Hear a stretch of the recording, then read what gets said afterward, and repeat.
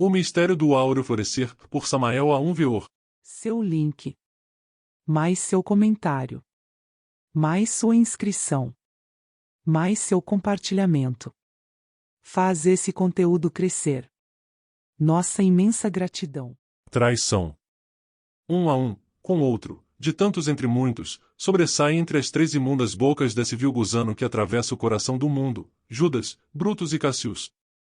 Voltar às malfeitorias de Roma e topar com Brutus, assinalado com uma faca da mão de Deus, remeter-se a esses originais, saborear o caramelo venenoso, certamente, não é nada agradável, mas é urgente tirar do poço dos séculos certas recordações dolorosas. Transpassado de angústia, sem vanglória alguma, em estado de alerta novidade, conservo, com energia, a vivente recordação daquela minha reencarnação romana, conhecida com o nome de Júlio César. Então tive que sacrificar-me pela humanidade, estabelecendo o cenário para a 4ª sub-raça desta nossa 5ª raça raiz. Valha-me Deus e Santa Maria! Se algum erro muito grave cometi naquela antiguidade, foi haver me filiado à ordem da jarreteira, entretanto, é óbvio que quiseram os deuses perdoar-me. Encimar-se até as nuvens, sobre suas amizades, não é em verdade nada fácil, e, contudo, é evidente que o logrei, surpreendendo a aristocracia romana. Ao relatar isto não me sinto envaidecido, pois, bem sei que só eu gosto de subir, trepar ao topo da escada, fazer-se sentir, etc. Cumpro com o dever de narrar e isso é tudo. Quando saí para as Galhas, roguei a minha bela esposa Calpurnia que, ao regresso, enviasse a meu encontro nossos 2 filhos. Brutus morria de inveja, recordando minha entrada triunfal na cidade eterna, entretanto, parecia olvidar, de propósito, meus espantosos sofrimentos nos campos de batalha. O direito de governar aquele império, certamente, não me foi dado de regalo, bem sabem os divinos e os humanos o muito que sofri. Bem que poderia salvar-me da pérfida conjuração, se tivesse sabido escutar o velho astrólogo que visitava minha mansão. Desafortunadamente, o demônio dos ciúmes torturava meu coração, aquele ancião era muito amigo de Calpurnia e isto não me agradava muito. Na manhã daquele dia trágico, ao levantar-me do leito nupcial, com a cabeça coroada de lauréis, Calpurnia me contou seu sonho, havia visto, em visão, de noite, uma estrela caindo dos céus à terra e me advertiu, rogando-me que não fosse ao Senado. Inúteis foram as súplicas de minha esposa. Hoje irei ao Senado, respondi de forma imperativa. Recorde-se que hoje uma família amiga nos convidou para um jantar nos arredores de Roma, o senhor aceitou o convite. Replicou Calpurnia. Não posso assistir a esse jantar, objetei. Vais, então, deixar essa família aguardando? Tenho que ir ao Senado. Horas mais tarde, em companhia de um auriga, marchava em carro de guerra, rumo ao Capitólio da Águia Romana. Bem rápido cheguei ali, entre os vivas tremendos das excitadas multidões. Salve César! Gritavam-me. Alguns notáveis da cidade rodearam-me no átrio do Capitólio, respondi perguntas, esclareci alguns pontos, etc. De repente, de forma inusitada, aparece diante de mim o ancião astrólogo, aquele que antes me havia advertido sobre os tistilos de março e os terríveis perigos, entrega-me, com sigilo, um pedaço de pergaminho, no qual estão anotados os nomes dos conjurados. O pobre velho quis salvar-me, mas tudo foi inútil, não lhe fiz caso, ademais, encontrava-me muito ocupado, atendendo a tantos ilustres romanos. Depois, sentindo-me invencível e invulnerável, com essa atitude cesárea que me caracterizava, avancei rumo ao Senado por entre as colunas olímpicas do Capitólio. Mas, ai de mim! Os conjurados, atrás dessas heróicas colunas, espreitavam-me, o afiado punhal assassino rasgou minhas costas. Acostumado a tantas batalhas, instintivamente tratei de empunhar minha espada, mas sinto que desmaio, vejo Brutus e exclamo, e tu também, filho meu? Logo, a terrível parca leva a minha alma. Pobre Brutus, o eu da inveja lhe havia devorado as entranhas e o resultado não podia ser outro.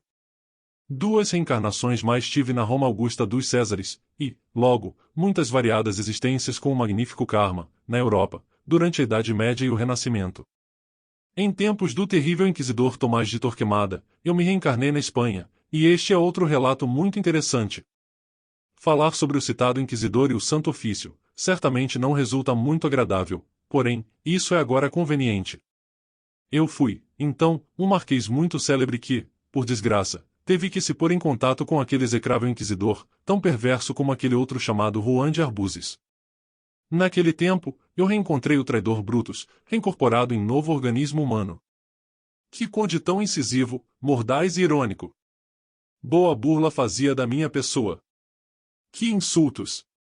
Que sarcasmos! De nenhuma maneira queria eu enfrascar-me em novas disputas, não tinha ganas de enfadar-me. A rusticidade, a grosseria, a incultura daquele nobre me desagradava espantosamente, mas não queria censurá-lo, pareceu-me bom evitar novos duelos, e por isso, busquei o inquisidor.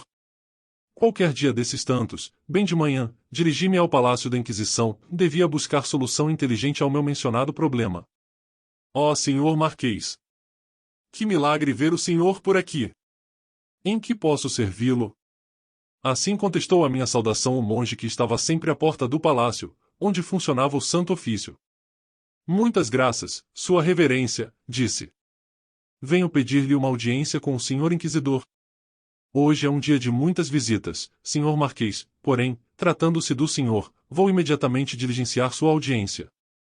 Ditas tais palavras, desapareceu aquele frade, para reaparecer, ante mim, instantes depois. Passe, senhor Marquês. Consegui para o senhor a audiência. Muito obrigado, sua reverência. Atravessei um pátio e penetrei num salão o qual estava em completa escuridão, passei para outra sala e achei-a também em trevas, penetrei, por último, na terceira peça e sobre a mesa resplandecia uma lâmpada. Ali encontrei o temível inquisidor Torquemada. Aquele cenobita parecia, certamente, um santo. Que olhar! Que atitudes tão beatíficas! Que poses pietistas! Sobre o seu peito resplandecia um crucifixo. Quantas santarronices, Deus meu! Que dissimulação tão horripilante! É ostensível que o eu farisaico estava bem forte nesse monge azul. Depois de muitas saudações e reverências, de acordo com os costumes daquela época, sentei-me ante a mesa junto ao frade. Em que posso servi-lo, senhor Marquês? Fale o senhor. Muito obrigado, vossa senhoria.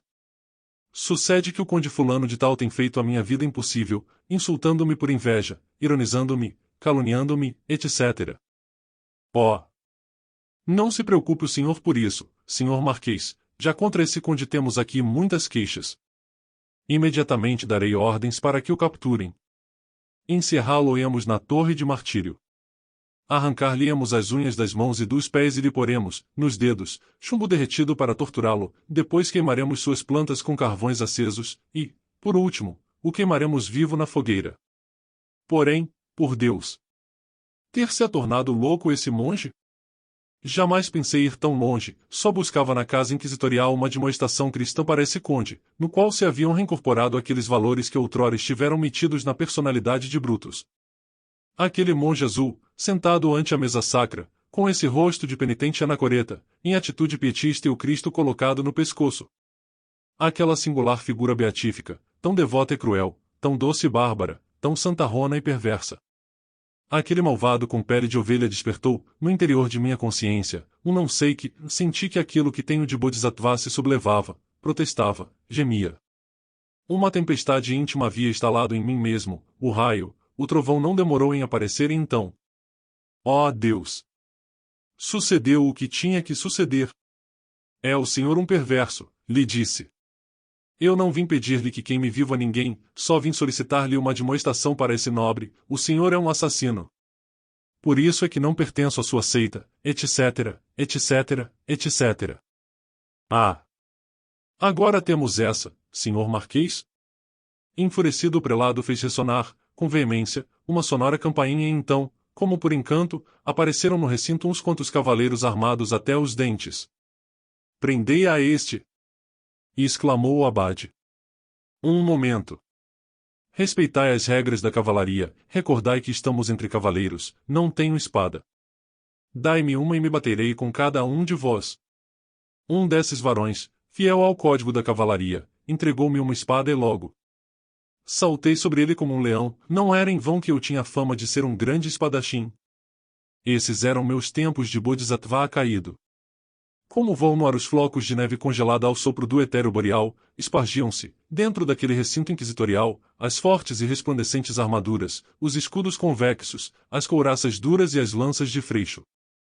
E acendia Urano seu esplendor, e, certamente, ria a terra iluminada pelo brilho do bronze trepidando sob as plantas dos guerreiros, e no meio deles, estava eu batendo-me em dura briga com esse outro cavaleiro.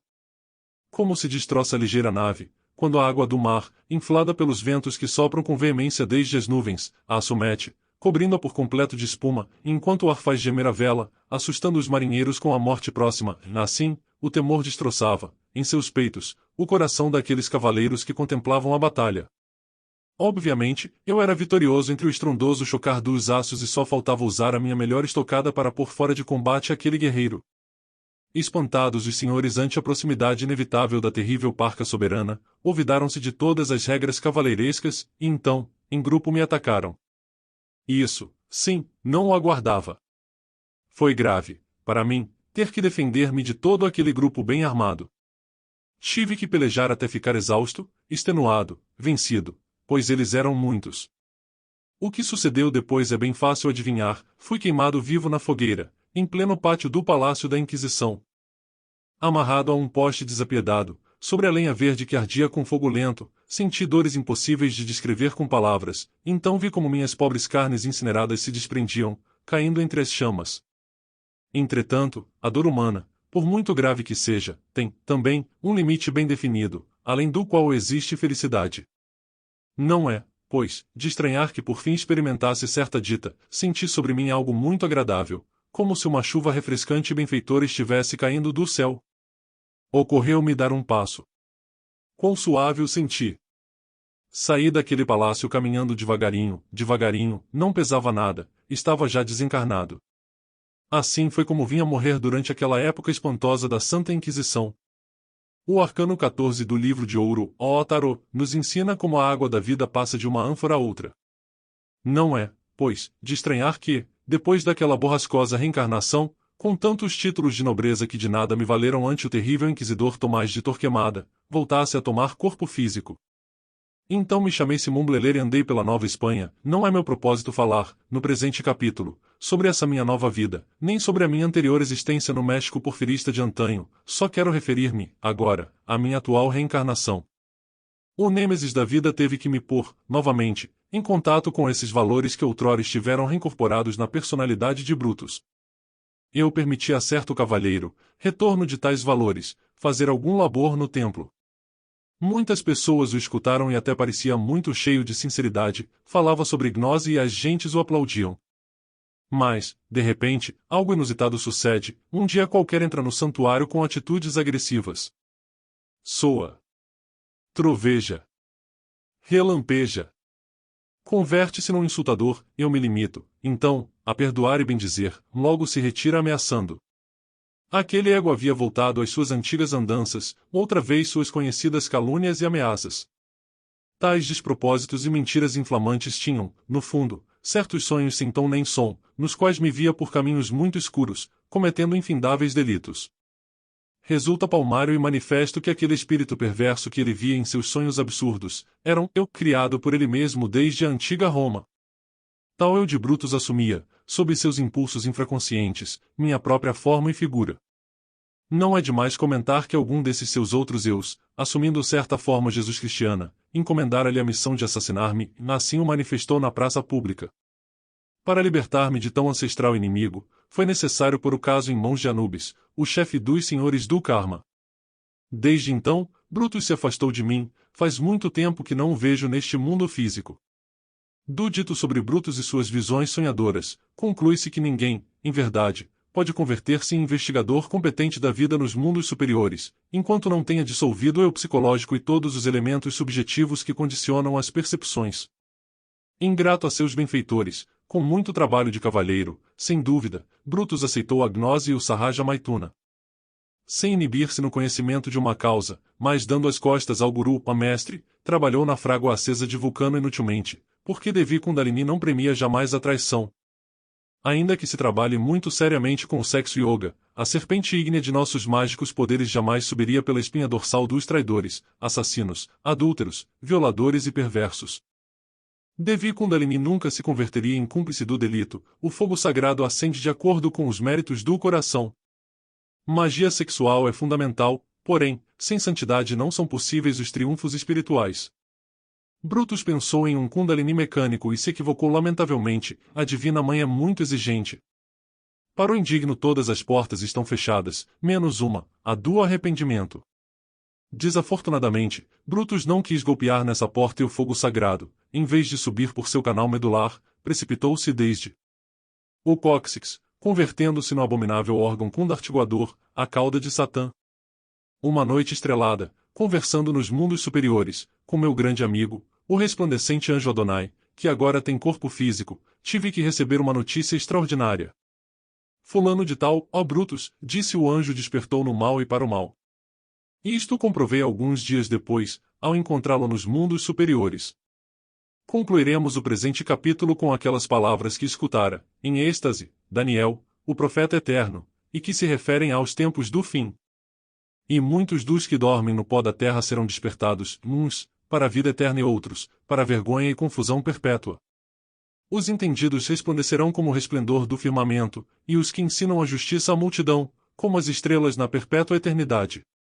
Porém, tu, Daniel, encerra as tuas palavras e sela o livro até o tempo do fim. Muitos correrão daqui para lá e a ciência aumentará.